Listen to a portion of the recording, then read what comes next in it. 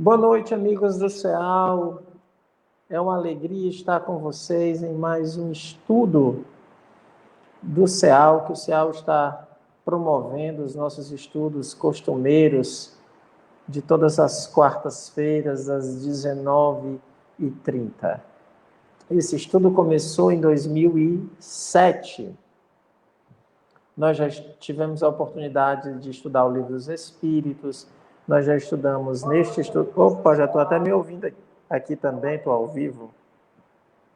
Já tivemos a oportunidade de estudar a Revista Espírita, o Céu e o Inferno, estamos estudando a Revista Espírita, apenas nesse período agora nós estamos estudando a Viagem Espírita. Mônica, boa noite, Mônica. Estava com saudade da sua presença, nunca mais eu tinha falado o seu nome aqui. Seja bem-vinda, futura trabalhadora do CEAL. Olha aí, eu aí, tá vendo? Ó. Minha querida Tereza Neuma, minha amiga, um abraço. Juca, entre quedas e acertos, o Jucas está aqui conosco. Rose Marie está aqui conosco. Meu amigo Eduardo Marinho. Lourão Vibes. Moreira. O pessoal que já chegou para essa noite de estudos. Aproveito e peço àqueles que puderem que compartilhem. Eu vou agora compartilhar também aqui na minha lista na lista dos amigos do CEAL, para o pessoal que vai estar conosco, nos acompanhando. Eu vou mandar em lista. Então, se você faz parte da lista dos amigos do CEAL, você vai receber nesse momento. Se você não faz parte, quiser participar, é só pedir que eu adiciono. Meus amigos do Grupo Espírita Viana de Carvalho, de Icó, boa noite a todos de Icó. Obrigado pela presença. A Valquíria, boa noite, Valquíria, do Tabernáculo. Ô, Flor, deixa eu dizer aí o nome completo. Tabernáculo Espírita Joana d'Arc, de Gravatá, Pernambuco.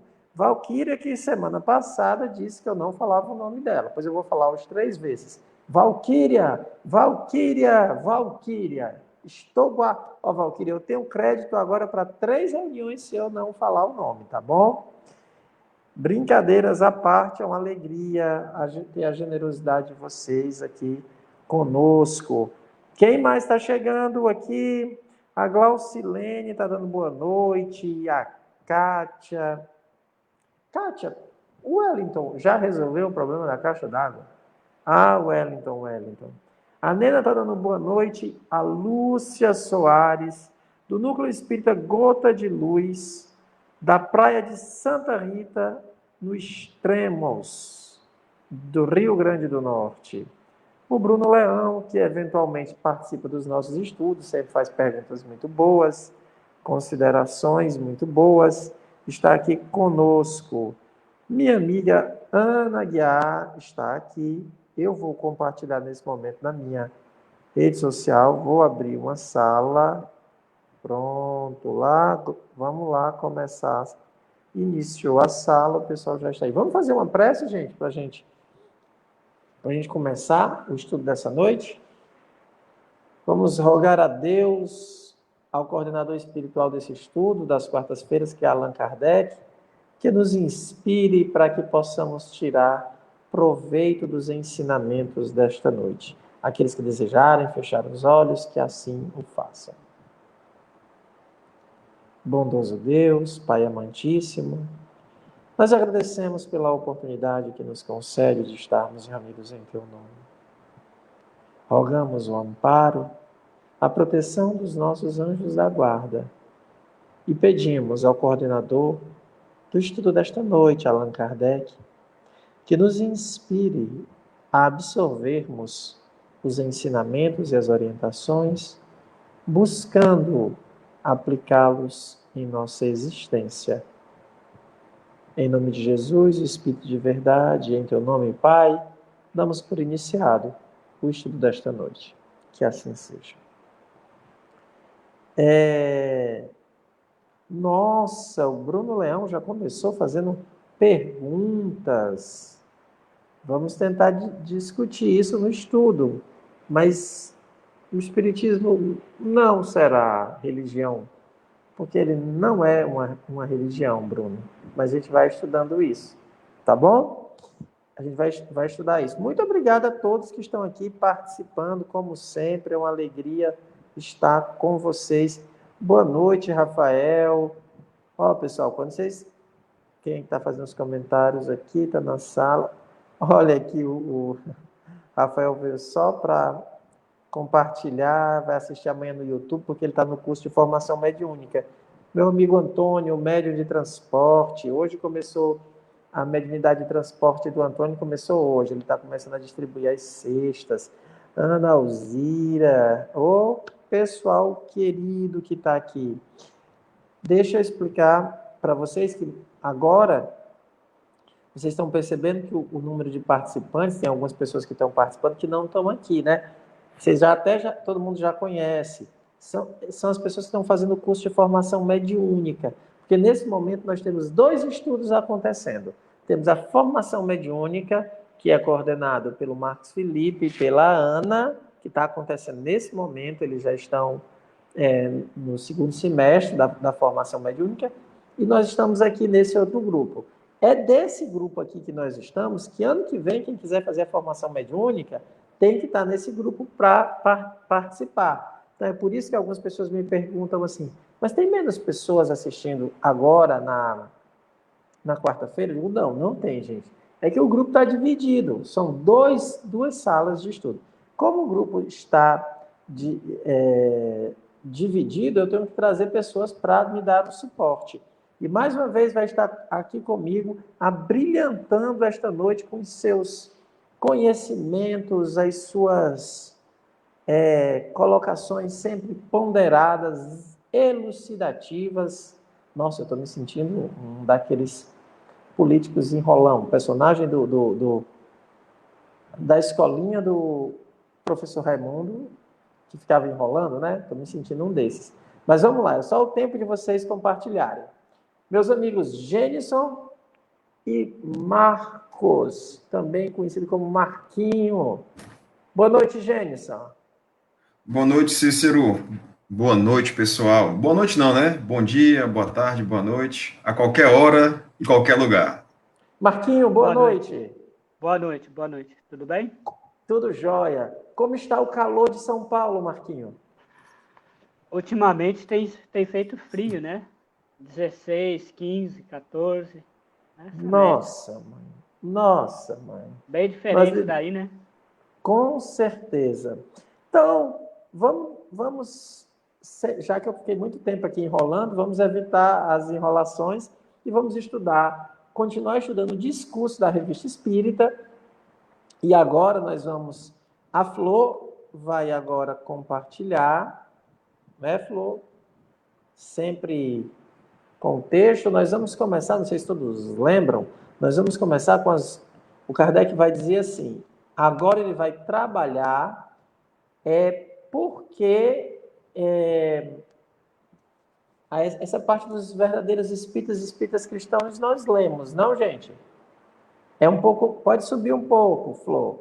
É a parte assim, em primeiro lugar, examinaremos, agora ele vai começar a examinar, tá aqui, ó, vejamos Isso.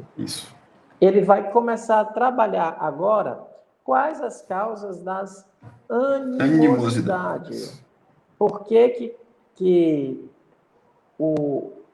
como é que se diz? Por que o Espiritismo sofria tantas animosidades? Né? O que será que tinha? Esse discurso, Marquinho depois mandou para mim, estava falando de como ele é impressionante, né, Marquinho?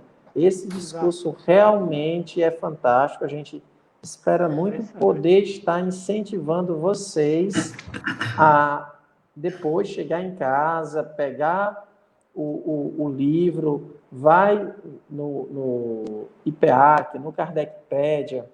O Kardecpédia tem um aplicativo que você baixa em Kardec Play. Tem um Kardec Play também, viu, Cícero? Não ganham comissão não, mas eles têm um serviço de streaming baratinho, você, tipo Netflix, você paga por mês e tem muito material para quem quiser estudar com Cosme diretamente, tá lá no Kardec Play também. Isso. E material gratuito tem o Kardecpédia. O Kardecpédia tem toda a obra do Kardec, está tudo lá. Você pode pegar todos os livros e você pode baixar no seu celular e não vai mais. Depois baixou uma vez, você tem todo o material lá, né? A Flor está me dizendo aqui, é um preço bem módico, né, Flor? Bem baratinho. A mensalidade para quem quiser ver o vídeo, para quem quiser ter esse material exclusivo, tá bom? Agora vamos aqui para o texto dessa noite. Deixa eu só achar aqui que eu estava... Então vamos lá. Eu vou fazer as leituras, umas pausas e vocês vão comentando. Obrigado a todos pela participação. Então Kardec vai agora mostrar quais são os principais... Lembremos que esse é um discurso, ele está falando para os espíritas de Lyon, de Bordeaux, são todos espíritas, e no ano de 1862, o livro dos Espíritos tinha sido lançado em 1857, então já havia digamos assim, algumas pessoas contrárias, né? Já haviam pessoas que eram contra a proposta espírita apresentada por Kardec. Olha, nós já tínhamos, né, em 62, nós já tínhamos o que é o Espiritismo, já tínhamos o Livro dos Espíritos, a primeira e a segunda versão, nós já tínhamos o que é o Espiritismo, nós já tínhamos o Livro dos Médiuns, já estava com a segunda versão do Livro dos Médiuns, que ainda está mais trabalhada ainda. Então vejam que já dava para ter tempo de criar objeções. No começo todo mundo adorou o Livro dos Espíritos, adorou a proposta de Kardec, mas depois começaram as objeções, algumas pessoas se tornaram adversários. É disso que o Kardec vai trabalhar, ele vai falar sobre esse aspecto. Diz Kardec: vejamos então as causas que excitaram certas animosidades. Desde que surgiram as primeiras manifestações dos espíritos, muitas pessoas viram nisso um meio de especulação, uma nova mina a ser explorada. Se essa ideia seguisse o seu curso, teríeis visto pulular por toda parte médiuns e pseudos-médiuns, oferecendo consultas a um dado preço por sessão. Os jornais estariam cobertos por seus anúncios e reclames. Os médiuns teriam se transformado em ledores da sorte e o espiritismo se enquadraria na mesma linha de adivinhação, da cartomancia, da necromancia e etc. Nesse conflito, como poderia o público discernir a verdade da mentira? Pôr o espiritismo a salvo em meio a tal confusão não seria coisa fácil. Tornou-se imperioso impedir que fosse levado por essa via funesta. Era preciso cortar pela raiz o mal que o teria atrasado por mais de um século. Foi o que me esforcei por fazer, demonstrando desde o princípio a face grave e sublime dessa nova ciência, fazendo-a sair do caminho puramente experimental para fazê-la penetrar no da filosofia e da moral, mostrando, enfim, que haveria profanação em explorar a alma dos mortos enquanto cercamos seus despojos de respeitos. Desse modo, assinalando os inevitáveis abusos que resultariam de semelhante estado de coisas, eu contribuí, disso me glorifico, para desacreditar a exploração do espiritismo e, por isso mesmo, levar o público a considerá-lo como uma coisa séria e santa. Vou ler mais um parágrafo. Creio ter prestado algum serviço à causa, mas se tivesse feito apenas isso, já me felicitaria. Graças a Deus, meus esforços foram coroados de êxito, não apenas na França, mas também no estrangeiro. E posso dizer que os médiuns profissionais são hoje raras exceções na Europa. Onde quer que minhas obras penetraram e servem de guia, o espiritismo é visto sobre o verdadeiro ponto de vista, isto é, sobre o ponto de vista exclusivamente moral. Por toda a parte, os médiuns devotados e desinteressados, compreendendo a santidade de sua missão, veem-se cercados da consideração que lhes é devida, qualquer que seja a sua posição social. E essa consideração cresce na razão mesma da inferioridade da posição realçada pelo desinteresse. Agora aqui nós vamos começar a nossa discussão, comentários que vocês queiram fazer sobre essa primeira proposta do Kardec, não é? Ele está dizendo aqui qual foi o primeiro papel que ele deu na condução da doutrina espírita. Gênison, desses 2 parágrafos aqui que iniciamos, você gostaria de destacar alguma coisa? Sim, temos bastante coisa para falar sempre. Kardec, vou fazer como eu costumo dizer, eu vou fazer um primeiro comentário geral, mais direto, e aí a gente depois debate que a conversa rende.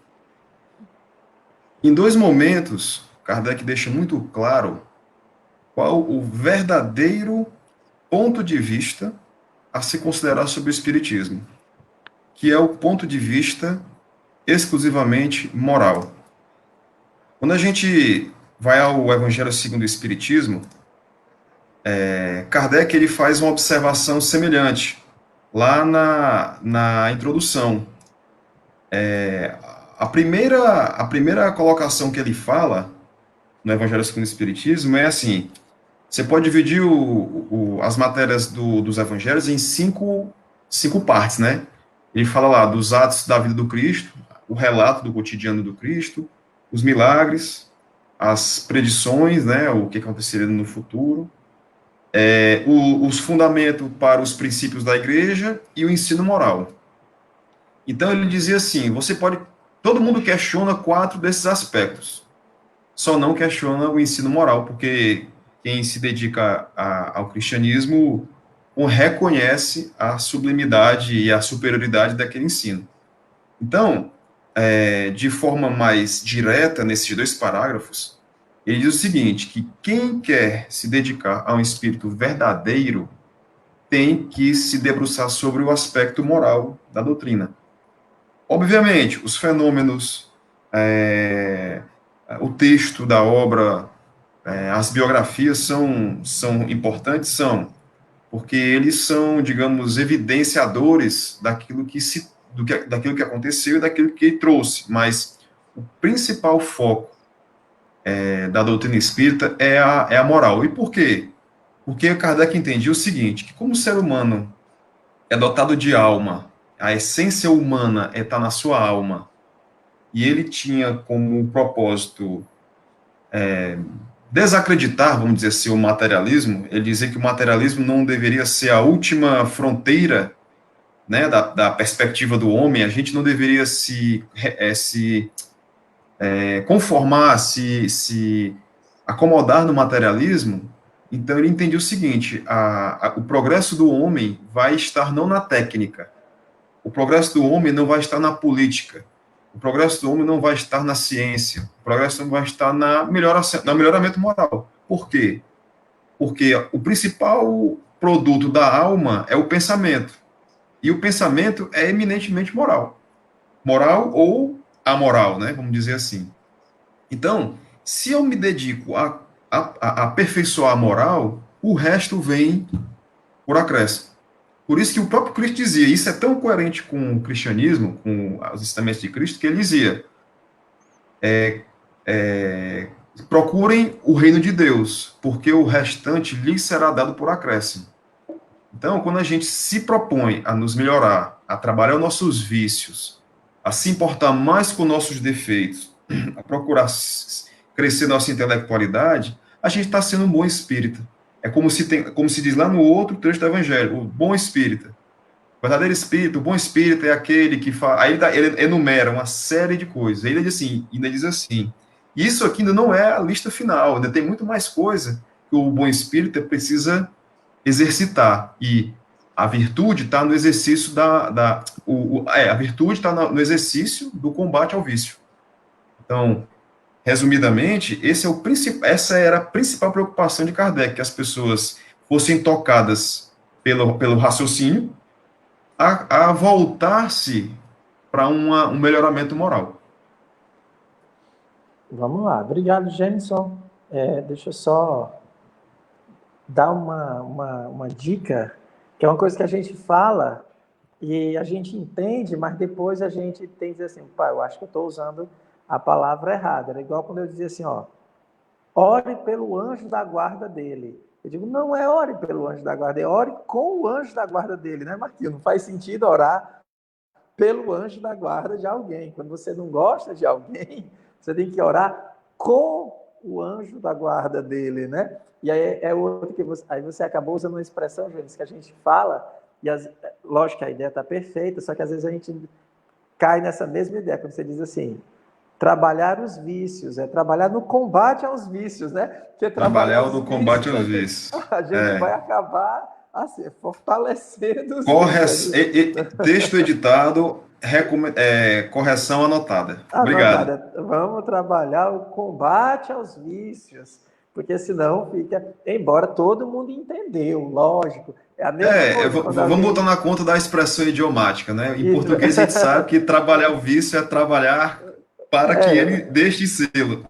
Isso, né? A gente já vai deduzindo isso aí, mas é só para deixar claro para todo mundo que é a mesma coisa quando alguém diz assim, vou orar pelo anjo da guarda, eu sei que a pessoa está orando com o anjo da guarda, mas eu gosto de dizer isso só para deixar claro qual é o nosso papel. Não, senão a gente fica orando pelo anjo em vez de orar pela pessoa. Você ora com o anjo da guarda da pessoa, você chama o anjo da guarda e ora pela pessoa, porque quem precisa de prece é o protegido, não o anjo. Marquinho, depois desse momento, professor de português equivocado, de linguística, Marquinho, o que é que você abre aqui?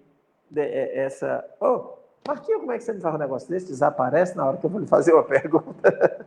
Marquinho, esse início aí, fale aí desse início aqui, e vou já responder aqui a primeira pergunta que apareceu. Vai lá, Marquinho. Pois é. Eu vou começar de onde nós paramos na semana passada e de onde o Jenison já ressaltou algumas coisas agora. Ou seja, na semana passada, no finalzinho da leitura, nós vimos aqueles 3 pontos que o Kardec pontua dos tipos de espíritas que ele está destacando. São aqueles primeiros que creem no fenômeno, nas manifestações, aqueles segundos que percebem o alcance moral desses fenômenos, mas que, na verdade, embora entenda, compreenda esses fenômenos e todo o alcance moral que deles decorre, tendem a aplicar o ensinamento que decorre desses ensinamentos aos outros. Isso nós conversamos semana passada. E o terceiro ponto, aí na direção do que o Jenison já comentou, só para aquecer os motores aqui, o terceiro ponto que Kardec ressaltou é formidável e é interessante. Eu vou fazer uma associação com o último parágrafo do texto que o Jenison citou, referenciou aí, que é o texto Os Bons Espíritas. Esse texto, no finalzinho, tem uma relação com esse terceiro ponto que o Kardec pontua. O Kardec dizia o seguinte: os que aceitam pessoalmente todas as consequências da doutrina e que praticam e se esforçam por praticar a sua moral. Ou seja, esse ponto do Kardec, ressaltado pelo Jenison agora, ou seja, nós vemos aqueles fenômenos disseminando-se pela Europa, a participação efetiva do Kardec, fundamental do Kardec, nós estamos vendo, no sentido de não deixar que o espiritismo se perdesse, como muita coisa se perdeu, no mediunismo profissional da época, em que ele retirasse todo esse ensinamento moral, que o Jenison também ressaltou lá da introdução do Evangelho segundo o Espiritismo. E agora, no capítulo 17, esse último parágrafo é formidável, que o texto diz o seguinte: aquele que pode ser, com razão, qualificado de espírita, verdadeiro e sincero, se acha em grau superior de adiantamento moral. Ou seja, aquele que realmente pudesse dizer que realmente é espírita, seria aquele que estivesse bem avançado moralmente. O espírito que nele dominaria de modo mais completo a matéria, dá-lhe uma percepção mais clara do futuro. Os princípios da doutrina lhes fazem vibrar fibras que nos outros se conservam inertes. Ou seja, aquele que entra no espiritismo, que passa por esses dois momentos, do fenômeno, da observação dos fenômenos, depois da crença nesses fenômenos, aplicando aos outros, e agora, assumindo esse alcance moral que ele tem, ele passa para o terceiro ponto, que é o seguinte: ele passa a ser considerado, e pode ser considerado um espírita, na medida em que ele incorpore, que ele internalize os princípios morais da doutrina. Não adianta ele só dizer ser espírita, como nós conversamos semana passada. Geralmente, quando se chega no grupo espírita, logo se quer trabalhar. Mas o trabalhar, geralmente, é ser dirigente da casa, é ser doutrinador, é ser alguém que manda na casa, que dirige algum estudo e assim por diante. Outro elemento é ser médium. A pessoa quer já participar do grupo de mediunidade. Ou seja, então, nesse sentido, é que nós perdemos e não avançamos para o último momento, que é esse do alcance moral do Espiritismo, que é o que o Gênesis já comentou e que está no texto. Em suma, esse espírito tocado no coração, pelo que inabalável se lhe torna a fé. Ou seja, quando nós chegamos no Espiritismo e passamos por esse ponto, e nesse terceiro momento percebemos a moral, o nosso coração, os nossos sentimentos são tocados de uma força tão grande que nós sentimos já de início uma vontade imensa de nos transformarmos. Aí sim, esse sim seria o primeiro passo na direção de ser espírita. Mas ser espírita não é, como eu falei semana passada, querer dormir Marquinhos e acordar Allan Kardec, né? Não adianta. Eu vou dormir Marquinhos e acordar Marquinhos. Só que, como eu comentei semana passada, o Kardec diz: hoje eu tenho que ser melhor que ontem, e amanhã melhor que hoje. Essa é a tarefa do espírito. E aí, para terminar, eu cito o Evangelho segundo o Espiritismo, nesse capítulo que o Gênesis citou. Reconhece-se o verdadeiro espírita pela sua transformação moral e pelos esforços que emprega para domar as suas inclinações más. Ou seja, nós vemos no Livro dos Espíritos também aquele capítulo das paixões que eu tenho estudado bastante. Se não for problema, eu tenho estudado bastante e anotado no meu blog. E eu tenho chamado de cura das paixões. Ou seja, esse esforço moral que nós fazemos em dominar e superar as nossas más inclinações visa a cura das nossas paixões, que nós vamos ver lá na questão 907 até 912 do Livro dos Espíritos. Então eu começo por aqui, falei demais, desculpe. O Marquinhos está falante, que coisa boa, né? Saber que ele está falando bem, como sempre. Meus amigos, aqui vocês estão vendo, o Lourão fez uma pergunta, Flor. Ele perguntou assim, quais são os dois vícios, né? Cadê aqui, Flor, a pergunta do Lourão? Quais os vícios mais comuns? Meu Deus, é muito vício. Vício é o que não falta, né? É. Mas dois são os principais que nós devemos atacar e nos dedicarmos ao seu combate. O egoísmo e o orgulho. São os dois mais radicais. São os dois que geram todos os outros. Todos os vícios têm a sua gênese, a sua origem no egoísmo e no orgulho. São sempre derivações desse culto à personalidade que nos caracteriza e essa hipervalorização do que nós somos, daquilo que nós pensamos ser, né? Essa hipervalorização. Porque valorizar aquilo que nós somos é bom. O problema é quando a gente valoriza aquilo que a gente pensa que é, né? Que não é o que de fato é. E vocês estão vendo aqui, meus amigos, eu peço licença aos participantes, Gênison e Marquinhos, para também fazer uma observação para aqueles que pretendem fazer o nosso curso de formação mediúnica, que é um curso de estudo da mediunidade, que aqui, né, a primeira fonte de animosidade que o Kardec sofre é porque ele coloca como regra o combate a essas duas chagas já nesse ponto inicial aqui.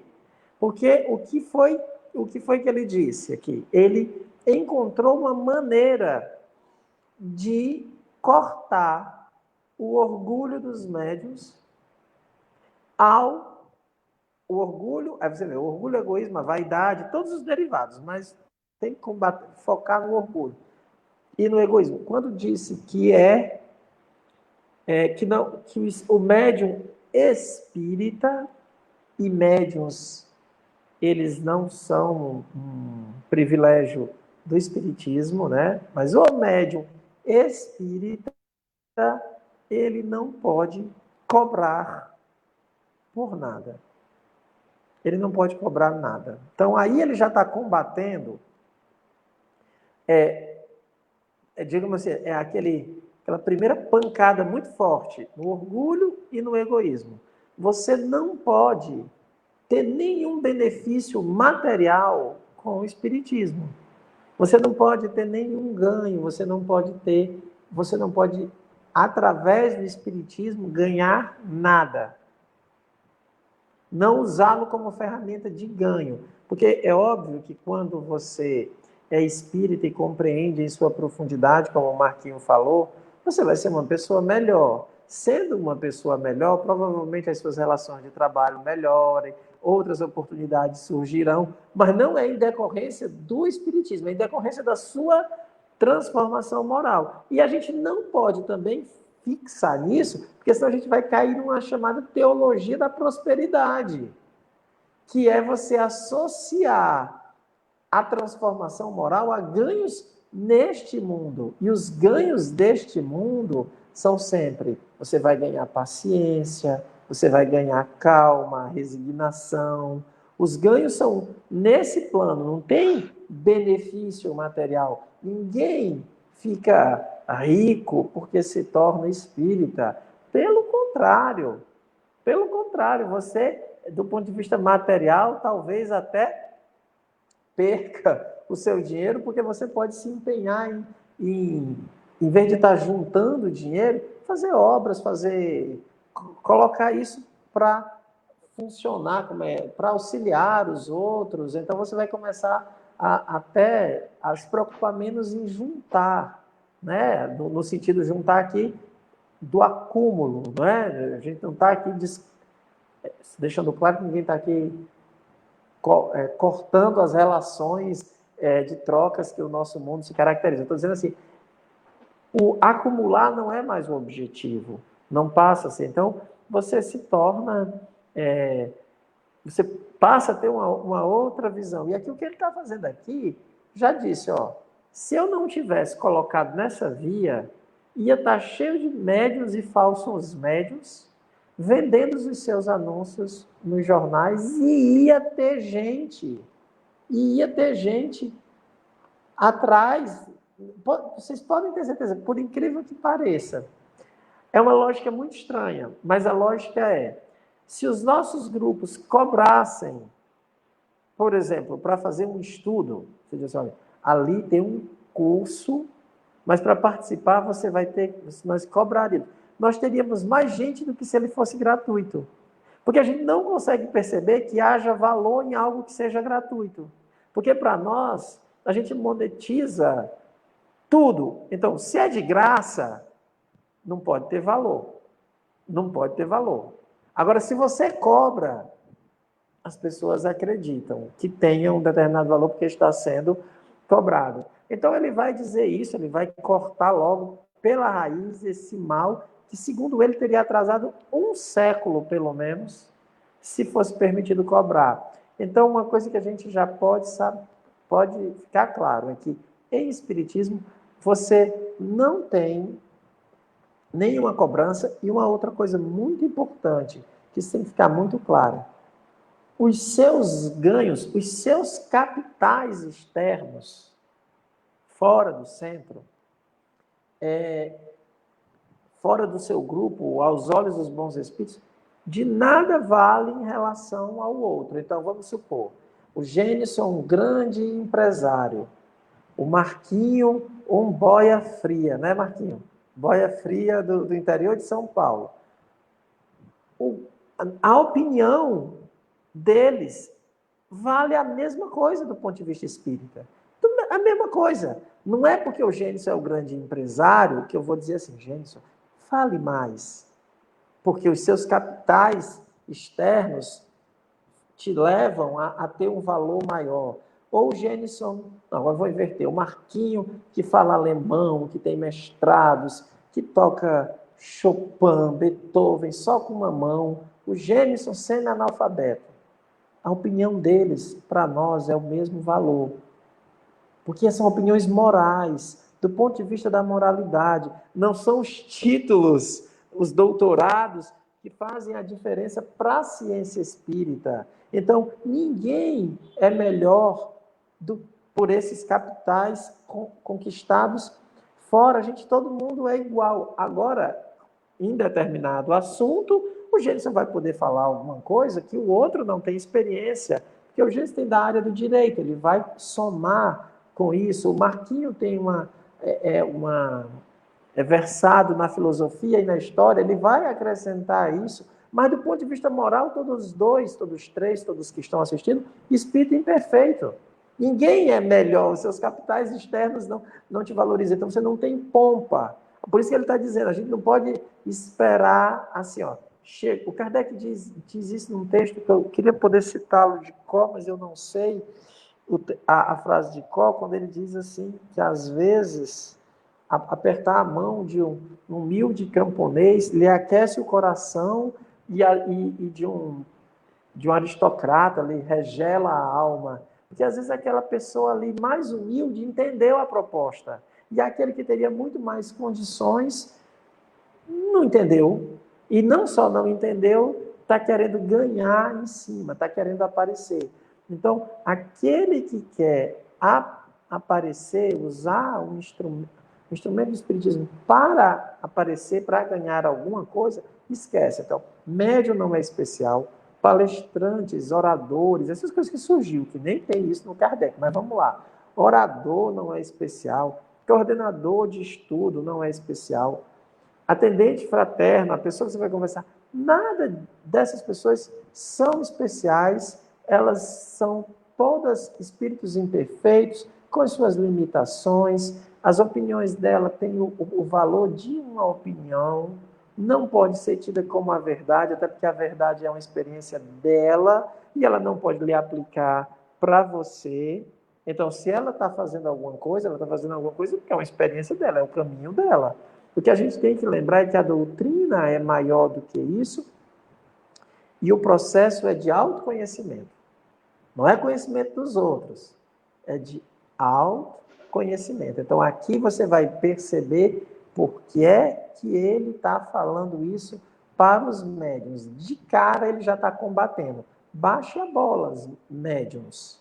Baixe a bola. Vocês, embora nós precisamos de vocês para esse papel do intercâmbio, não, vocês não são mais do que, não queiram ser mais do que são, que é mero instrumentos. Só isso, é só esse papel. E aí depois a gente vai falar dos ganhos. A gente não tem ganho material, mas tem aquele ganho moral, né? Da pessoa ficar dizendo assim, ah, mas o Marquinho é muito inteligente. E eu começar a gostar dessa história. Então eu queria reforçar bem isso para as pessoas que forem fazer o curso, saber como é que nós nos posicionamos no nosso grupo. Médium é instrumento.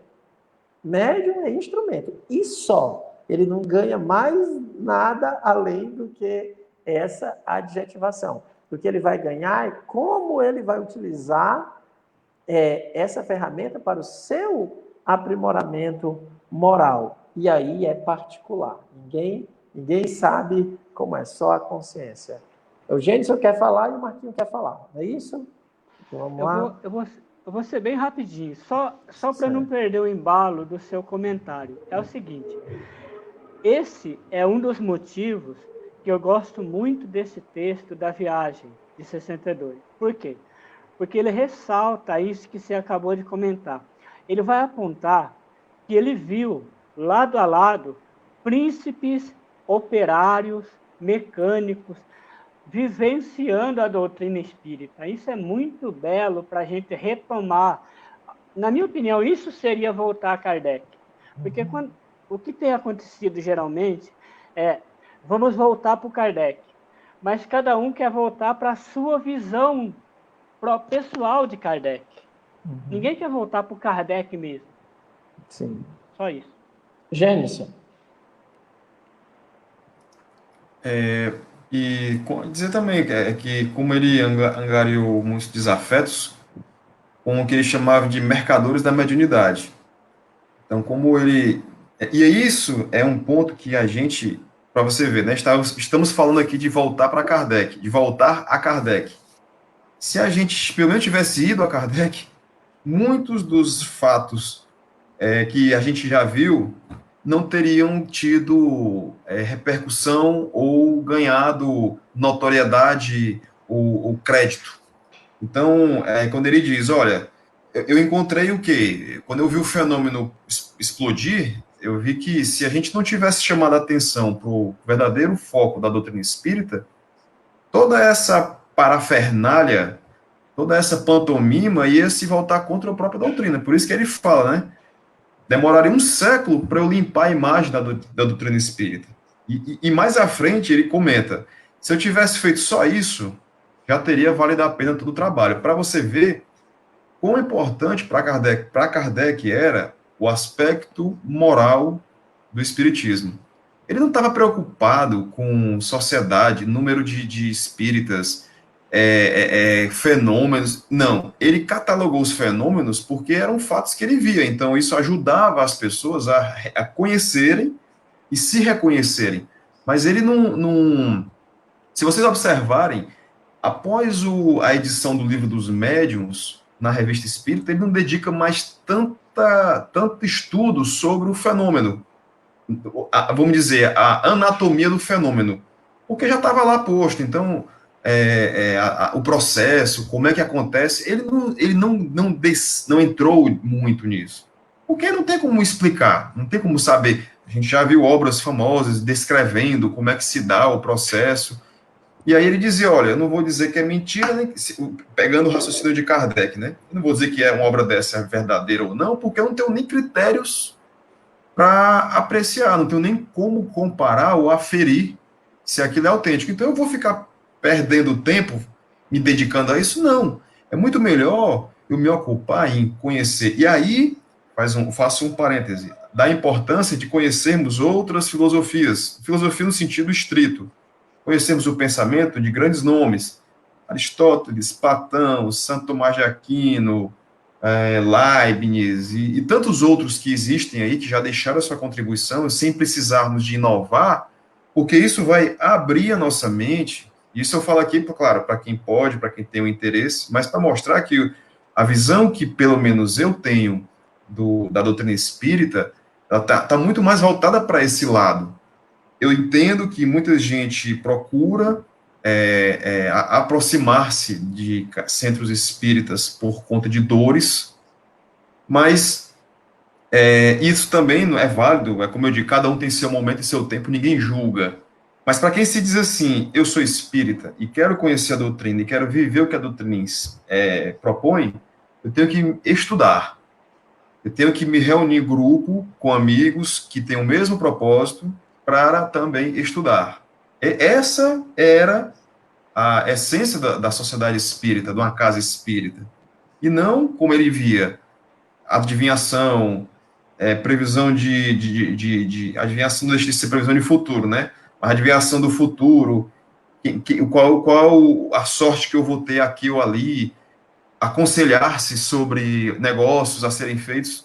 Kardec dizia, olha, quem quer essas práticas tem o seu anjo da guarda e seus espíritos amigos, estudem, consulte-se em casa, não precisa vir para centro espírita para isso. E ele dizia, e o médium que se dedica a vender a sua mediunidade, você vai ter, que vai ser o que ele vai falar logo a seguir, ele vai cair na questão do interesse.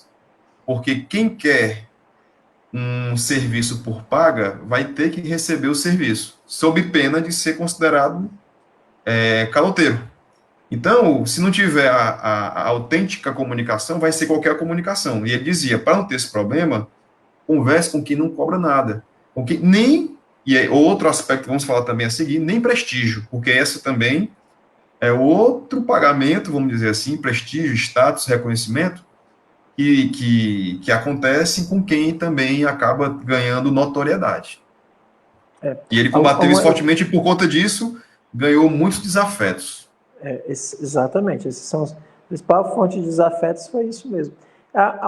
Alguém falou a Magda, eu não vou poder aprofundar a pergunta da Magda, porque é uma pergunta mais vinculada realmente à questão do tratamento espiritual. Mas eu queria dar uma dica, até porque o Marquinho falou, todo mundo tocou, para que a gente compreenda uma coisa. No Espiritismo, e a gente só pode falar aqui do Espiritismo, o processo de aprimoramento, o processo de progresso, ele não é uma linha reta. Ele é em espiral. Em espiral. Qual é a diferença? Em linha reta, você diz assim, né? Ó, hoje o Gênison pisou no meu pé. Aí eu o perdoei. O Gênison pisou no meu. Amanhã, se o Gênison pisar no meu pé de novo, se eu tivesse aprendido com aquilo, eu já não me afetaria. Porque foi um degrau que eu pulei, que eu já passei. Mas o que está todo mundo lamentando é assim. Hoje eu perdoei, aí amanhã eu já estou com raiva de novo. É porque nós passamos pelo mesmo problema em espiral. Várias vezes, é uma espiral ascensional. Então a gente fica rodando em torno desses problemas que são questões chaves. E a gente vai vendo assim, por exemplo, nossa, eu ainda fiquei com raiva, mas agora eu fiquei 3 dias. Antes eu ficava 1 mês, uma vida sem falar. Então, não é que vai sumir de uma hora para outra. Como o Marquinho disse, ele vai acordar, Marquinho, mesmo querendo ser um espírito superior, ele vai acordar, Marquinho. E o fato dele acordar desejando ser um espírito superior, tentando passar pelas batalhas que esse mundo impõe, é o fato. Esse é que para nós, a gente sempre diz, a virtude, para nós, é o esforço. Se a gente já está se esforçando, nós estamos já no caminho. Mas não pensemos que a gente já resolveu todos os problemas. Depois alguém pergunta, a Magda pergunta, e os médiuns que estão obsediados, que vendem, eles não recebem orientações dos anjos? Recebem. Todos recebem. Só que o ganho é mais forte, o interesse é uma tentação. É uma tentação mais forte. Eu sempre digo, todo mundo critica corrupto. Mas quem já foi corrompido? Quem já sofreu a prova da tentação? Será que se a gente recebesse assim, olhe, deixa eu passar aqui na sua frente, eu estou te oferecendo 2 milhões de reais, será que o nosso desejo... Eu estou falando 2 milhões de reais porque eu não sei nem o que é isso, eu falo esses números porque eu imagino que seja assim, mas, né, Marquinhos? A gente não sabe nem o que é 2 milhões de reais. Se somar a encarnação inteira, não dá disso, né, Marquinhos? Mas me incluo nesse grupo aí, Tá viu? bom, Tá certo, é que eu ia lhe dar o papel. R$ 100 faz tempo que eu não vejo. Pois é, né? Então, será que se a gente fosse oferecido para se nos corromper, será que a gente continuaria tão honesto desse jeito? É igual uma vez eu vi um psicólogo dizendo assim, olha, muitas pessoas dizem que não têm medo porque não se colocaram à prova daquilo. Então as pessoas, eu não tenho medo de andar de avião. Você já andou? A pessoa, não. Mas ela já acha que não tem medo. Ela só vai saber quando ela andar de avião. Então, o interesse de ganho é muito forte. E todo médium que cobra pelos seus serviços, ele sabe que em determinado momento ele não tem mais orientação. Só que ele aprendeu a fazer. Como ele aprendeu a fazer, ele não precisa mais dos espíritos. Eles repetem. Então, no fundo, ele sabe que ali não tem... É uma encenação. É que ele sabe o processo. Depois de muito tempo trabalhando, ele sabe o processo. Então, ele sabe aquela pessoa que está aflita. Ele sabe. Você chega uma pessoa para fazer uma consulta e você diz assim, eu vejo um problema na sua vida. Lógico, se a pessoa foi lá é porque ela tem alguma coisa. Então ele olha reações, ele aprende. Só que o preço que se paga é caro, amigos. O preço que se paga para ser vendilhão do templo é caro. O que a gente acaba sofrendo porque tem uma questão assim, que talvez seja o maior problema. É que como eu estou lá, mal barateando, né? A mediunidade, vendendo. Só que eu vou ter problemas. Em determinado momento eu vou ter problemas. E eu não tenho força moral de pedir ajuda a Deus. Porque eu sei que eu o transformei numa mercadoria. Eis a grande questão. Porque todos nós temos problemas. Todos nós. Todo mundo vai gritar uma hora, Senhor, Senhor. E quando eu usei isso, eu não tenho condição moral de pedir nem para receber amparo. Mas vamos voltar aqui para o texto, que o Gênesis disse que ele vai agora falar até disso agora, dos médiuns profissionais.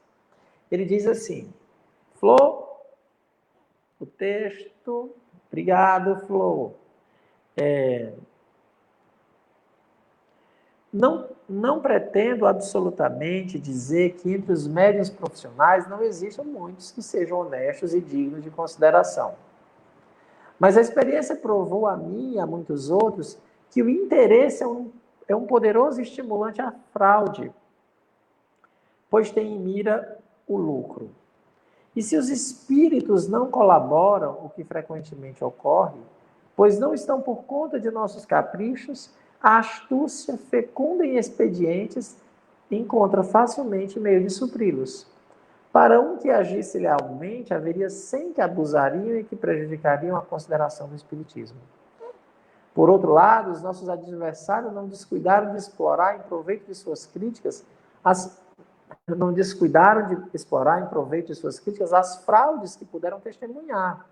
Disso concluindo que tudo no espiritismo é falsidade e que urge, portanto, opor-se a esse charlatanismo de um novo gênero. Em vão objeta-se que a doutrina não é o responsável por tais abusos. Conheceis o provérbio. Quando se deseja matar seu cão, disse que ele está raivoso. Que resposta mais peremptória se poderia dar à acusação de charlatanismo do que poder dizer: quem vos convidou a vir? Quanto pagastes para entrar? Aquele que paga quer ser servido, exige uma compensação pelo seu dinheiro. Se não lhe é dado o que espera, tem o direito de reclamar. Ora, para evitar essa reclamação, cuida-se de servi-lo a qualquer preço. Eis o abuso. Mas esse abuso que ameaça se torna uma regra.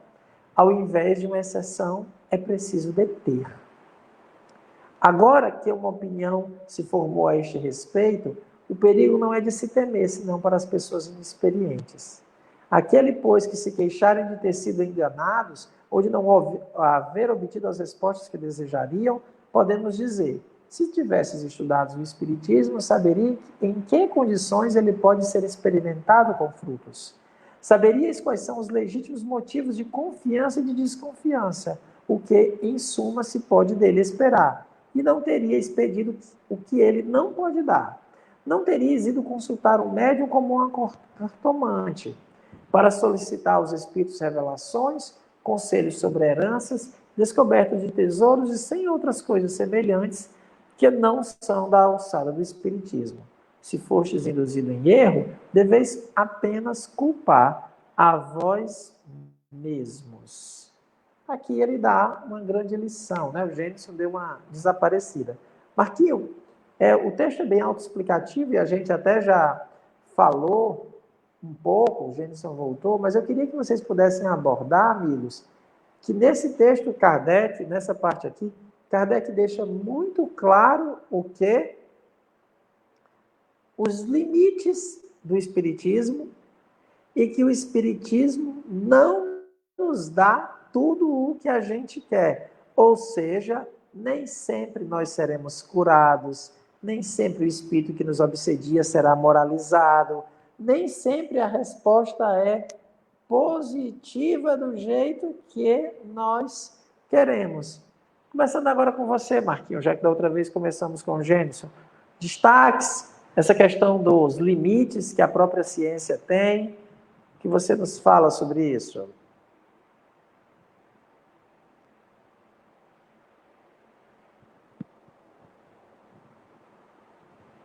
Está sem áudio, Marquinhos. Marquinhos? Desculpa. Voltando ao início do que nós conversamos, quando nós chegamos na doutrina espírita, nós nos encantamos, às vezes, com tudo aquilo novo que nos é apresentado. Então, a tendência nossa, como espíritos imperfeitos, é, às vezes, esperar que o espiritismo, que a doutrina, que os espíritos, resolvam nossos problemas.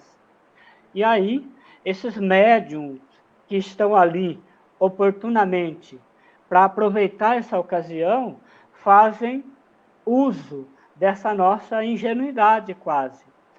Então, aí o Kardec diz nesse texto, por isso que eu gosto demais desse texto, Kardec diz: se tivesse estudado o Espiritismo, saberia que o Espiritismo não se presta a essas coisas. Se nós estudarmos o Espiritismo, nós vamos perceber que buscar os médiuns para resolver certos problemas não é recomendado pelo Espiritismo. Basta que nós leiamos aquele capítulo do Livro dos Médiuns, perguntas que se podem fazer aos espíritos. Por exemplo, outro dia mesmo, eu estava ouvindo alguém de uma determinada igreja histórica analisando o Espiritismo, inclusive analisando Kardec. Mas ele dizia coisas que o Kardec criticava também. Então, uma coisa é o seguinte: ele dizia que os kardecistas consultam os médiuns para obter cura, para obter prêmios, para obter mais ou menos nisso que você começou falando.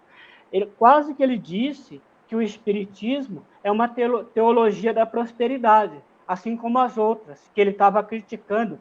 Ele colocou o Espiritismo no mesmo nível das religiões, das igrejas, da prosperidade que ele estava criticando. Então, se nós espíritas formos olhar atentamente, o Espiritismo não promete nada disso. Inclusive, eu tinha um amigo que falava que o Espiritismo é muito ruim de marketing, porque não promete nada.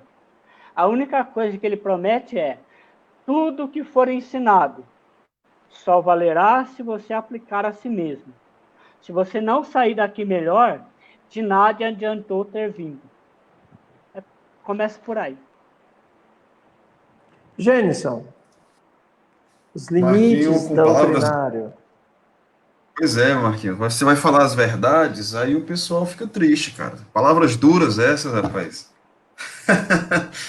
Mas, Então, mas veja bem, eu costumo, o Cícero me conhece há mais tempo, eu costumo falar pouco, se bem que hoje eu estou falando demais, né? Mas é o seguinte, É o se nós microfone não, novo.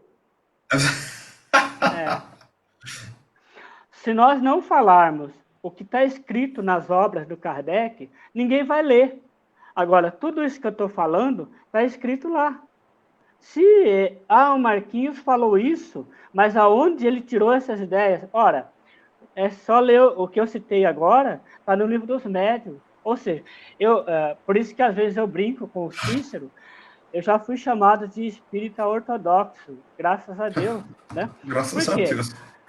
Porque voltar aos princípios não é ser ortodoxo, é, é, é, é, é se fiar no básico. Mas Isso. em tempos de relativismo, toda vez que você quer voltar à raiz da coisa, você é chamado de radical. Só que as pessoas chamam radical propriamente, porém, semanticamente querendo distorcer. Mas o fato é que eu falei aqui, obviamente, com ironia, né, brincando aqui com o Marquinhos, com a colocação que ele disse, porque, de fato, Kardec faz esse alerta, né? Ele diz, olha, a principal pedra de toque de qualquer pessoa é um negócio chamado interesse. Quando a gente vai analisar o que é o interesse, são o objeto, né, no sentido mais filosófico, de perseguição ou persecução pessoal que dirige a minha vontade. Isso é que é o define interesse. Então, você vai ter a posição do cara, mas por trás da posição, que é como ele se apresenta, você tem um interesse. Quando você identifica qual o interesse da pessoa, você vai descobrir quais são as verdadeiras intenções dela. Então, se eu me posiciono de forma. Por exemplo, vou dar aqui o exemplo da nossa brincadeira, Marquinhos.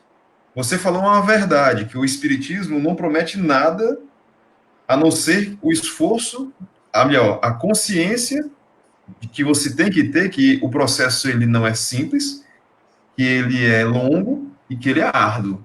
É só isso que ele promete. Um termo moral. Você Individual. é individual, não existe promessa de reconhecimento. O Cícero ressaltou bem, ao contrário, você poderá até se prejudicar no sentido dos interesses do mundo. Quando você tem uma visão dessa, você abre mão de propostas de trabalho, porque você sai do foco que você muitas vezes tenha. Você abre mão de propostas indecorosas, tentadoras, porque a honestidade, a visão transcendente da vida, né? Então, quando eu digo assim, quando o Marquinhos fala a verdade, ele tá, qual o interesse dele?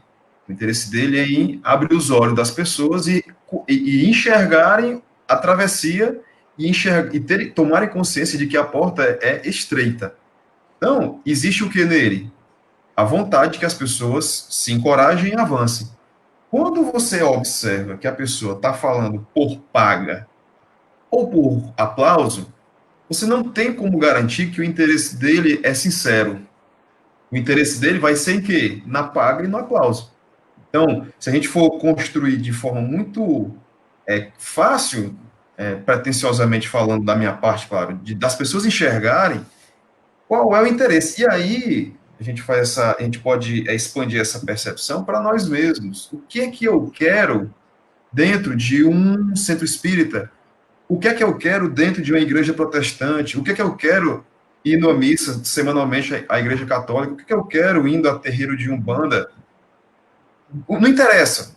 O que é que eu quero indo às Rosa Cruz, os Rosa Cruzes, às teosofias? Então, assim, quando você vai perscrutar a si mesmo, rapaz, o que é que eu quero? Aí você vai identificar a verdadeira intenção da pessoa.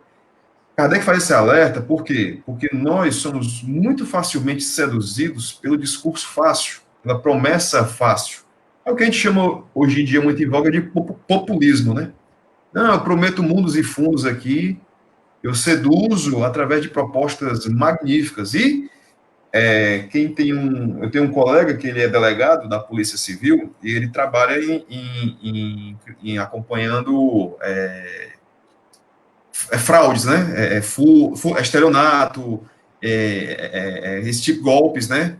Quando você vai ver, a grande maioria das vezes, tirando os casos em que a pessoa realmente engana, boa parte desses delitos acontecem porque o cidadão vê vantagem naquilo. Então, existe meio que uma barganha, né?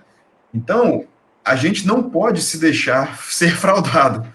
Porque se eu vou a um cartomante, e eu digo cartomante, um adivinho, leitor de mão, o que seja, ou mesmo, eu vou ser até mais duro, eu vou aproveitar o mote do Marquinhos. A gente chegar a um médium de um centro espírita que está vendendo consulta, a chance de fraude é grande. Esse era o alerta de Kardec, e por isso que ele ganhou muito inimigo. Então, se você cobra ou recebe reconhecimento, você está se sujeitando a uma fraude. E esse é o perigo. Esse era um dos escolhos da mediunidade. Você, não só as obsessões eram um problema. E mais, isso aí atrai obsessão, porque o espírito sério não se presta a esse trabalho. Isso não é trabalho. O espírito sério se presta. Agora, alguém que tenha outros interesses moralmente inferiores, né?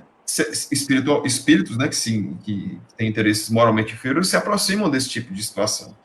Então, muito das animosidades sofridas por Kardec também foram por dizer a verdade.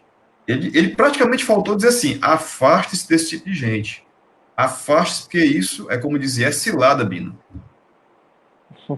A gente tem aqui algumas questões para, ainda dentro desse aspecto, para aprofundar, né?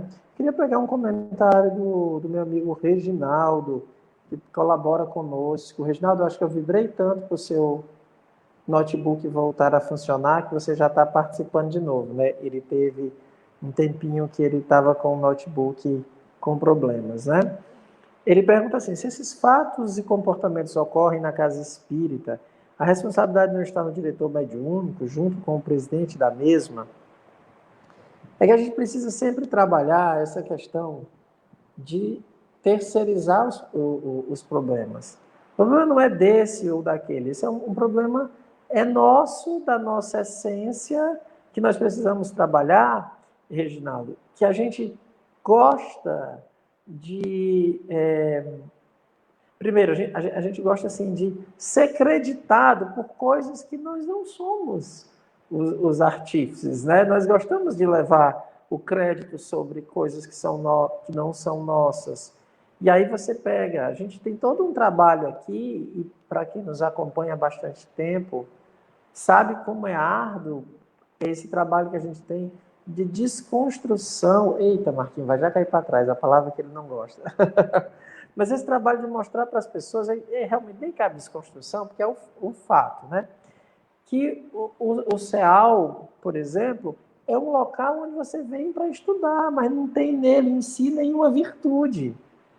O CEAL são paredes, não tem em si virtudes. A virtude não está em estar no CEAL. Eu tenho mostrado para todas as pessoas, a minha amiga Rosângela acabou de falar aqui, se manifestou, quem participa das quintas-feiras, todas as pessoas que têm participado daquelas lives e às vezes assim, olha, não estava bem e agora eu tô melhor, todas, eu digo, vocês estão todas no YouTube, vocês vão todas ver que elas vão dizer assim, é porque agora eu converso com o meu anjo da guarda. É porque conversa com o anjo da guarda. Não é porque está vindo no céu. A Rosângela acaba de dizer aqui, ó, eu fui muito tempo. Flor, por favor, o comentário da Rosângela, que ela colocou aí. Passei muito tempo sendo espírita de orelhada, né? Pessoal que aprende espiritismo com palestra, ouvindo o que o pessoal... Agora estou estudando a doutrina, antes tarde do que nunca, né? Com certeza, até o nunca existe desse ponto de vista do aprendizado, sempre o momento é esse. Mas, veja, é um processo dela, por isso que a gente insiste nas pessoas fazerem suas leituras em casa, não se limitem. E aí, eu sei, agora até que parou mais. Mas de primeiro, quando eu dizia que o importante era que era a leitura em casa, tinha as pessoas que se manifestavam e diziam assim, olha, não, mas a gente tem que se reunir para estudar. Isso é outra coisa, gente, é a alegria de estar junto. Por isso que a gente quer que as nossas atividades voltem, porque é bom estar entre amigos, a gente se retempera naquela atmosfera fluídica boa, mas isso não quer dizer que não exista um trabalho que seja íntimo, pessoal. Isso é o Espiritismo. É uma ferramenta para o nosso melhoramento, para o nosso autoconhecimento, para a nossa transformação. Ela vai além até do autoconhecimento socrático, porque além de se descobrir, se descobrir como vai, Sócrates vai mostrar bastante isso, da gente ir se conhecendo, vendo, mas também ele tem propostas de avançar, né? Você mergulha e o Espiritismo tem uma proposta também, ó, pô, vamos ascender. Agora, não vamos ficar só nisso. Agora, o que é para fazer? Qual é o objetivo? Então, ele vai até além nesse sentido, mas é um processo pessoal. E a gente tem isso. Então, grupos gostam de casa cheia. O que é uma casa cheia, pelo amor de Deus? O que é isso? É porque você acredita que ter muita gente faz com que tenha que tipo de ganho? Você acha que porque você é um presidente de um grupo espírita e aquela casa tem 100 pessoas e aquele outro grupo tem 3 pessoas, você acha que o presidente do grupo com 100 pessoas, aos olhos de Deus, é mais do que eu tenho o de 3? Porque se você acha isso, você não entendeu bem o cristianismo, a proposta do Cristo. Porque eu queria lembrar que o trabalhador da última hora ganhou o mesmo salário. Então não tem o que é? Não é seu. E outra coisa, se todas as.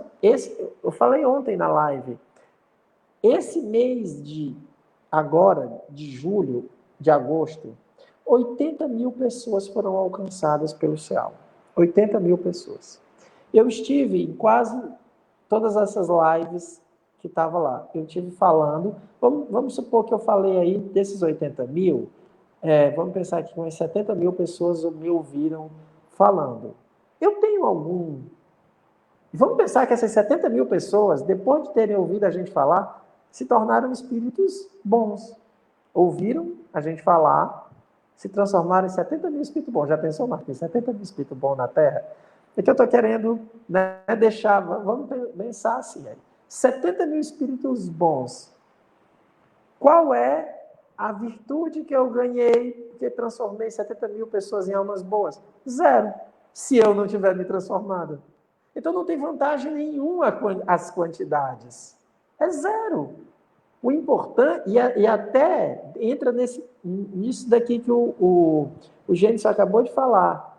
Se o seu grupo é simples, pequeno, o seu grupo de estudo é só você, como o grupo do Marquinho, o grupo do Marquinho é só ele. Então, ele é o grupo do eu sozinho, né, Marquinho? Eu sozinho não, né? Fisicamente, tem muitas boas companhias. É o exército de um homem só. O exército de um homem só. Então, esse grupo sozinho, ou um grupo menor, ele é até, digamos assim, ele não tem o interesse do aplauso, porque não tem reconhecimentos, é só você, é da ordem do dever. Eu estudo por dever, porque é da ordem do dever. Não é porque vão me aplaudir, porque vão bater palmas. Então, aqui a questão não é culpar. De quem é a culpa? A gente não pode cair nessa armadilha de ficar assim, o Espiritismo está assim por culpa de quem? Não é culpa de quem? Não tem esse culpado. Nós não são federações, instituições, grupos. Isso é um trabalho individual. Aí eu fiz questão de falar com isso, porque é muito fácil cair nessa armadilha, né? Marquinho? E o Kardec, nesses textos da viagem, em que ele analisa os grupos, ele toma o tempo todo esse cuidado de não apontar responsáveis. Ele sempre generaliza, tentando apresentar os princípios da doutrina. Olha só, isso não pode acontecer se nós aplicarmos o princípio aqui, assim, assim, assado, ok? Porque se nós apontarmos defeito, o primeiro somos nós. Sim. Né? Aliás, você estava falando lá no momento da sua fala, aproveitando que o Gênison também falou, essa questão de falar a verdade. Uma vez eu fiz um comentário numa casa espírita, bem rapidinha, e alguém me fez uma pergunta sobre determinado assunto. E eu li o que o Kardec respondeu sobre esse assunto. Quando terminou a minha fala, a minha palestra, o dirigente me procurou e falou, olha, você não pode falar esse tipo de coisa na casa. As pessoas vão embora, não vêm mais. Mas eu só li o trecho do Kardec e coloquei aspas ainda. Falei, ó, Kardec diz o seguinte. Só isso. Antes do Gênesis falar, eu queria registrar aqui a presença ao vivo de uma pessoa que eu ainda não conheço, mas é alguém que eu gosto muito, que é o Marcelo Scherer.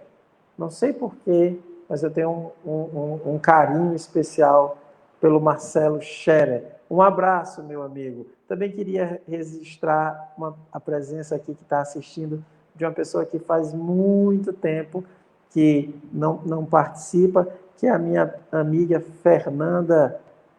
Eu não sei se ela está em Curitiba ou está em Barretos, aonde está agora. Eu queria registrar para essas pessoas que não são habituais esse abraço aqui. Agora o pessoal está todo mundo falando Jonas de Tubarão, Santa Catarina, um abraço, meu povo. O povo do sul, do frio, estão por aqui, viu, Marquinho? Gênison, ainda sobre esse móvel do desinteresse, né, de toda essa questão, pequenos grupos, da gente fazer as coisas desinteressadamente, você bem sabe disso, como é um desafio, não é? Como às vezes, quando as pessoas perguntam assim, olha, você não está num grupo, parece que o espírita tem que estar num grupo, porque senão ele não é espírita. Se ele não tiver num grupo, se ele não tiver frequentando alguma coisa, parece que ele não é espírita, não é verdade? É muito, vamos dizer assim, porque é muito usual as pessoas entenderem que a forma de se aproximar da doutrina ser pelas paredes de um centro espírita, e preferencialmente, quanto maior o centro, parece que é mais legítimo. Você frequentar grupos de estudo, você participar de atividades como essa em que a gente está agora, né, em que tem, assim, 3 falando e algumas dezenas ou talvez centenas ouvindo e participando, é preciso que as pessoas compreendam que Kardec dizia, e que Kardec não, Jesus Cristo dizia, quando 2 ou 3 estiverem reunidos em meu nome, eu vou estar ali no meio deles. Então, quando a gente começa a estudar Kardec, por isso que a gente ressalta tão fortemente o estudo de Kardec, não é porque a gente desconsidere ou porque a gente menospreze ou julgue outras leituras, é porque quando você conhece os fundamentos de uma ideia, as origens de um pensamento, você consegue fazer isso que Kardec tanto combateu nessa época, com relação, por exemplo, aos mercadores da mediunidade. Ele alertava, olha, você tem aqui um pensamento que tem uma estrutura e tem um propósito. Então, qualquer coisa que saia dessas balizas tem um risco grande de não ser autêntico, de não ser verdadeiro. E Kardec, como um pensador, vamos dizer, com um P maiúsculo, como um filósofo, como alguém que era amante da verdade, porque filosofia não é amigo do saber, esse saber é o saber da verdade, né? É o amante da verdade. Ele não está preocupado com instituições. Tanto que ele fala assim, fora da caridade não há salvação. Ele não queria criticar a igreja católica ou os templos judaicos, porque não eram. Isso vale até para o próprio espiritismo. Fora da caridade, não é fora do espiritismo que não há salvação, porque às vezes acontece de pessoas que começam a viver a realidade do que a gente chama assim movimento espírita, né? Porque eu diferencio um pouco, eu não sei se o Marquinhos e o Cícero concordam, o que é espiritismo do movimento espírita. Espiritismo é o que a gente estuda, né? É a doutrina, os seus pilares, né? O pensamento, os pilares do pensamento. O movimento espírita somos nós em ação, né? Então, aí, quando a gente passa da teoria para a prática, né? Do papel para o mundo concreto, a gente acaba tendo limites, e aí eu vou usar os limites da doutrina, também os nossos limites de compreensão, e na ação a gente acaba se confundindo. Eu costumo pensar que é uma confusão, um engano, porque eu lembrei, acho que foi o Bruno, foi, Cícero, que logo no começo perguntou a religião do futuro, Sim, sim, né, Bruno, né? Foi o Bruno, né? Ele perguntando qual será a foi. religião do futuro. Aí eu digo assim, quando a gente. Aí eu vou lembrar dos livros, né? Aí quando você lê esse livro aqui, do Sponville, né? O Capitalismo é Moral, você vê um livro de filosofia, e aí você aprende um pouco para entender algo que ele fala sobre confusão de ordens. Então você tem os níveis de concepção das coisas, das ideias, em diferentes ordens, porque você não tem como entender a prática do dia a dia, as caixas mentais, certo? Da prática do movimento espírita, por exemplo, com os princípios filosóficos da doutrina espírita. São ordens diferentes. Não, elas interagem entre si, não sei se eu vou ser claro, vou tentar ser assim, bem claro. Só que elas não são a mesma coisa, não têm a mesma natureza. São categorias de pensamento diferente. Então, quando você fala assim, o espiritismo é religião, qual o centro espírita que você frequenta? Isso revela que a pessoa não entende o que é religião. Porque a doutrina espírita, ela na sua essência não é religião. Ela tem Kardec até fala no discurso, olha, se você entende, aí ele vai explicar as diferenças de ordens, religião como instituição, como um sacerdócio, e todas aquelas regras, o espiritismo não participa. Agora, se você entende a religião como o conceito de fraternidade, de irmandade, aí ele pode ele pode ter a ver, né? Então, quando você É, fala assim de religião, você tem que entender que é um tipo de linguagem, né? Um tipo de conceito que está vinculado a uma certa categoria e, de seres, de entes, que a gente tem que entender para saber se o espiritismo se encaixa. Porque se é fora da caridade que não há salvação, então não interessa para mim se eu sou judeu, cristão, muçulmano, ateu, espírita, não interessa. Cristão, perdão, católico, protestante, espírita, não vai interessar para esse propósito. Deus, quando for fazer o seu julgamento, lá, né, a consciência, a gente tiver quando a gente passar, que a gente acordar e olhar assim, nossa, o que eu fiz da minha vida? É a pergunta do Drummond, né? E agora, José, a festa acabou, né? E agora, né? Aí você vai olhar e dizer assim, o que foi que eu fiz da minha vida? Aí você vai ver que realmente tudo aquilo que a gente vivia, essas coisas do dia a dia, muitas vezes até as relações que a gente cultivava, não vão ter a mesma importância, né? Então, essa necessidade de estar agregada a um centro espírita revela muito o nosso desconhecimento do espírito da coisa. O Marquinhos, ele estuda só e ele vivencia, ele procura conhecer e viver, aí só quem vai julgar é Deus e a consciência dele, os princípios que ele estuda. Por conta disso, ele não é espírita, porque ele não está lotado em algum centro, porque ele não tem uma função de trabalho em alguma casa. isso.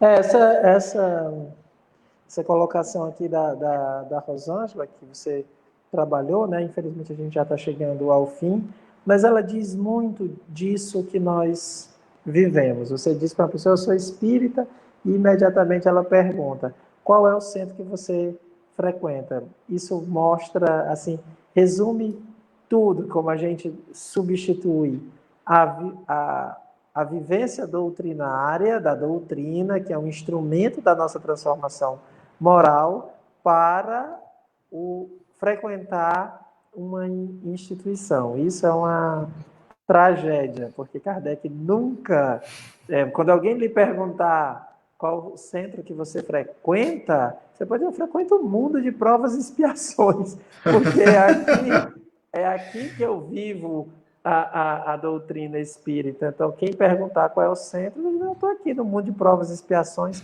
já resolve tudo, porque senão, amigos, a gente vai cair nessa armadilha de achar que é espírita porque frequenta frequenta um grupo. E não tangencie, viu? Não fuja dizendo, não, eu estou tentando ser, que isso é tangenciar mesmo, né? Porque ser espírita não é ser perfeito.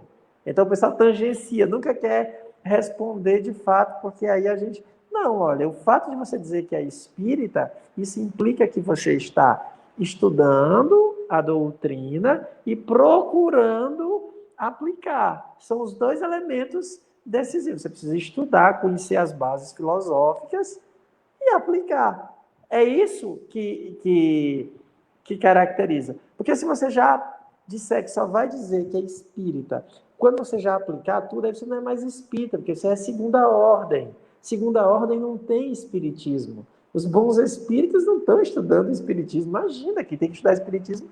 São os espíritas, os espíritos imperfeitos, não é bom espírito. Vai lá, Os Marquinhos. bons já sabem, né? Isso. Arremate final, Marquinho. Não, só um comentário rápido. Em cima do que o Gênison falou, fora da caridade não há salvação, mas sempre lembrar que caridade aqui não é só entregar sopa, fazer aquele trabalho que nós fazemos na casa espírita quando atuamos.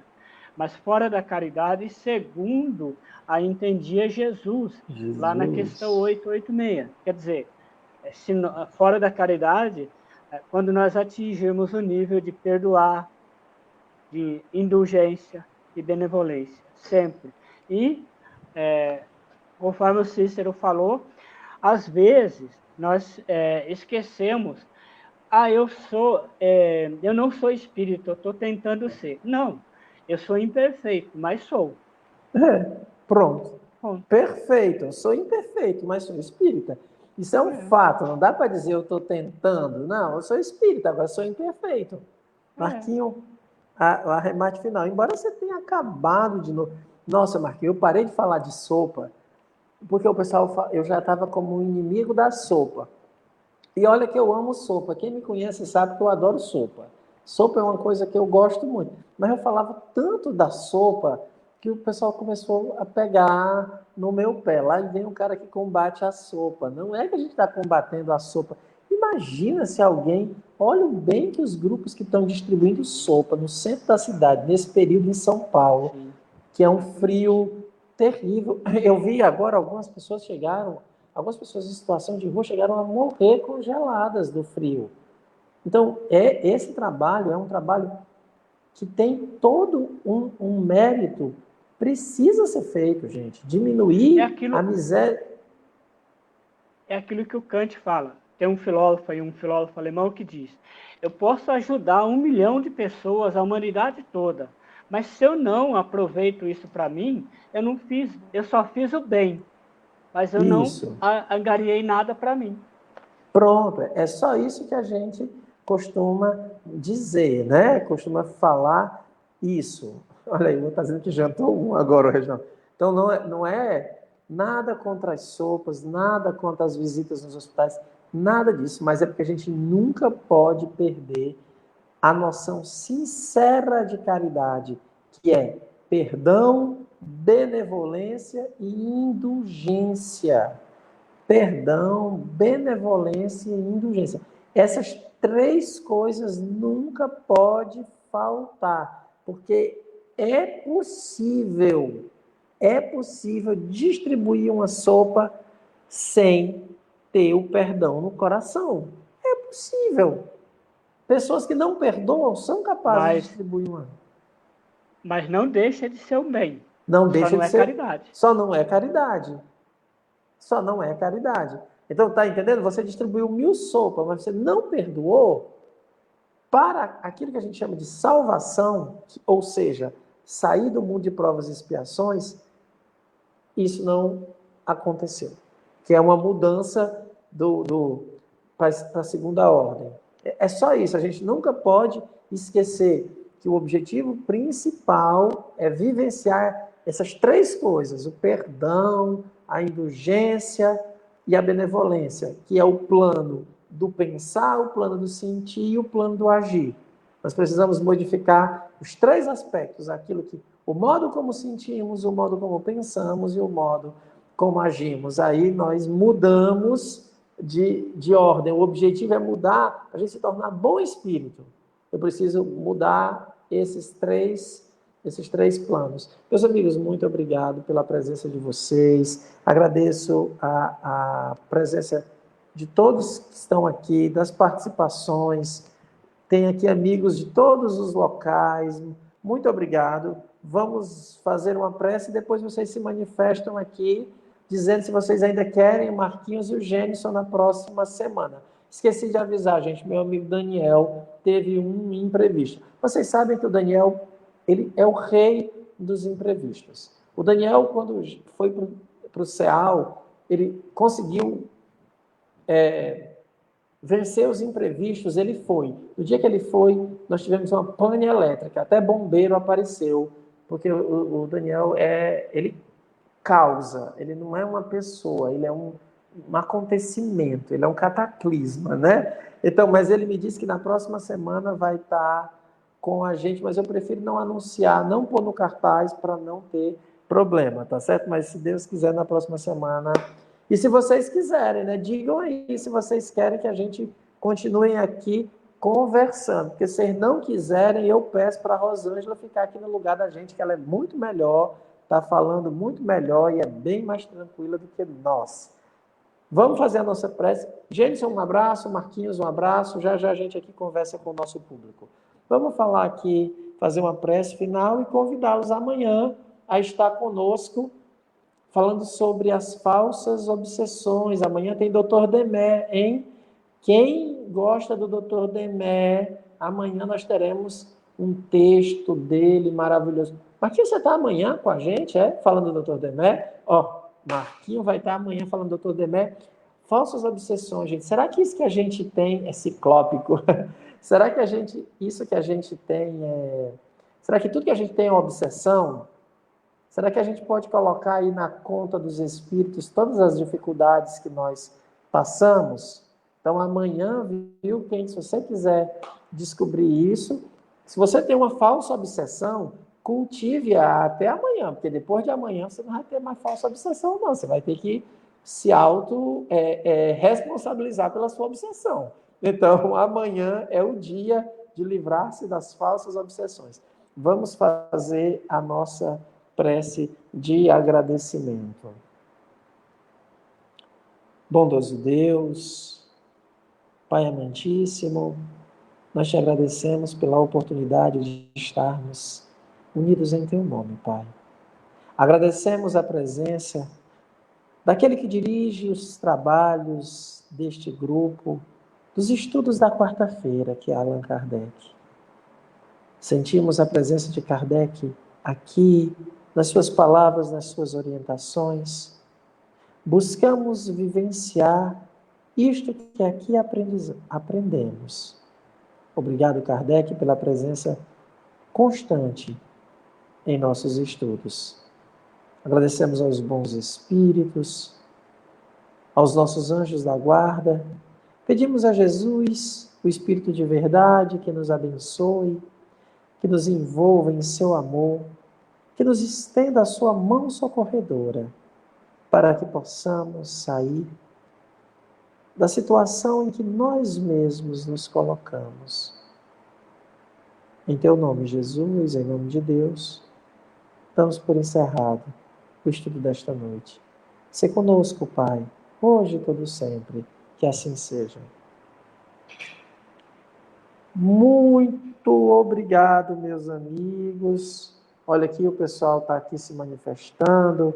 Obrigado a todos vocês, minha amiga Lúcia Soares. O pessoal está feliz porque o Marquinho vai vir amanhã.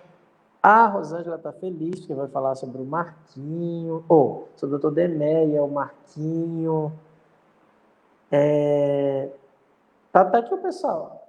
Aprendi sobre a caridade e no momento consigo fazer o bem. É isso aí. Vamos trabalhar para que o bem se transforme na caridade, né, Marquinhos? Por enquanto a gente já está fazendo o bem. Graças a Deus. Um abraço para o meu amigo Lourão. Deixa eu ver aqui. Lindalva, Edneuza de Manaus. A Mônica, um abraço. Divulgar as campanhas. Vou falar mesmo, eu esqueci hoje. Vou até colocar as fotos, tá, da campanha, o pessoal já está aí. Meu amigo Joá, um abraço, Eduardo. Antônio de Carvalho, deixa eu ver aqui quem está na sala assistindo. Ana Clébio, Marcelo Scherer, Marian. O pessoal está assistindo aqui, né, pelas salas de bate-papo. Compartilhem aquele que não compartilhou, marque os amigos, se você achar que isso é importante. A Yara, um abraço, Yara, abraço, Dulce. A Glaucilene. Uau, acho que hoje as crianças estavam dormindo, que a Glaucilene está assistindo aqui. É isso, meus amigos. Flor, tem um cartaz de amanhã já pronto para a gente divulgar? Não sei se tem um cartaz de amanhã. Tem um cartaz. Vamos ver aqui, Marquinhos, um cartaz de amanhã. Ó, tá aí. Obsessões Simuladas, o nosso bom doutor Demé vai estar aqui amanhã. O Marquinhos falando sobre o doutor Demé, conversando conosco. É isso. Gênison, boa noite. Boa noite, Marquinhos, boa noite, Cícero, boa noite, Flor, boa noite, todo mundo. Um grande abraço. Boa noite a todos. Até a Um próxima. abraço, paz e bem. Marquinho, fique aí, viu, que a gente vai já falar com você. Não sai agora, não. Você fica aí que a Flor vai já ali. Não sai agora, não. A Flor vai só desligar um minuto, mas não sai. Né? O Gênison já sabe. Flor, aos nossos comerciais, Flor.